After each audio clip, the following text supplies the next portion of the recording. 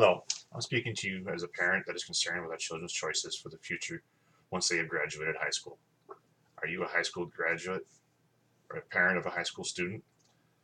As my daughter quickly approached the end of her high school career, we began to looking into her options as she moved forward.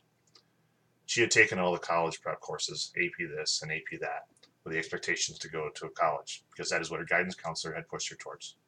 This is what everyone had told her. However, as the time grew near, she dropped a bombshell on us, informed us that she did not want to go to college, and she was interested in culinary arts. Knowing little about how or where this would happen, we reached out to her guidance counselor. How quickly we learned that they knew little about anything but options for college. We were informed that this was their policy to steer students towards college to better their chances beyond high school.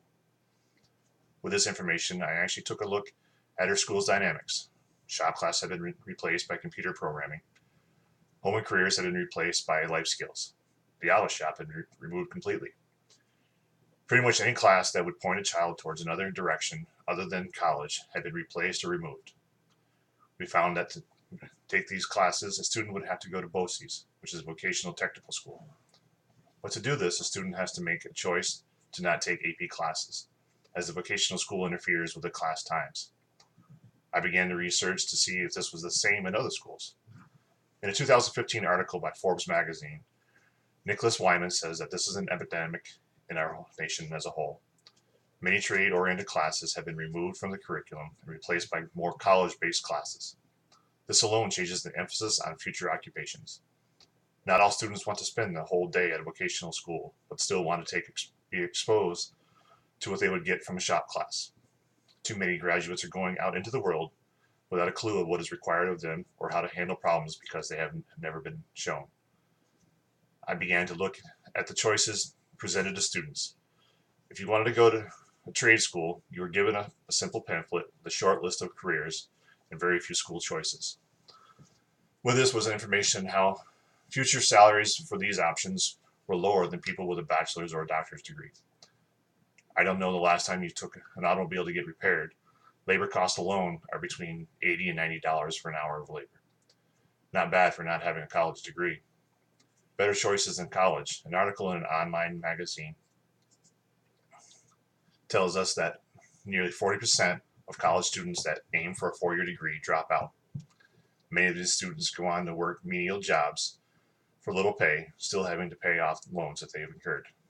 Tratner, the author, goes on to talk about the shortfall of trained personnel in technical fields. Our nation as a whole has become too academic based and less focused on their technical ability. If you look at the United States Department of Labor Occupational Outlook Handbook, one can look at the needs of the workforce and the salaries expected for that career. There are many careers from automotive technicians to construction workers to factory employees that are very rewarding that did not require a college degree. That would be advantageous to have a technical knowledge. Make no mistake, I believe that at no time in your life should you abandon the need for learning. I am a firm believer in the betterment of oneself. If you do not research this, if you do the research, yes, there are more jobs available for someone with a college degree. Yes, for the most part, people with advanced degrees in the long run have a better opportunity at a higher wage. And in no way, though, is this the only avenue for graduates. Not every graduate is capable of the requirements of college. Councils need to be prepared to help these graduates at the same level as a student that is planning on college. Do not lessen the student's desires at another path. I myself joined the military directly out of high school. Now, though, schools don't want to hear that. If you decided that path, you are on your own to find a recruiter. My guidance counselor actually made it possible for the ASVAB to be held in my high school for a number of us students that were looking to go into the military. This was not an option at my daughter's school. Those planning to go into the military had to find a testing site on their own. In conclusion, do not blindly rely on yours or your child's guidance counselor to have information to aid in the best path for you or your student. Make sure you do your homework. Talk to your child. See what they would like to do in the long run, long before their choice has to be made. Likely the information that they were receiving from their schools is one-sided and may not be in the best interest of your student. Look at the need for the career.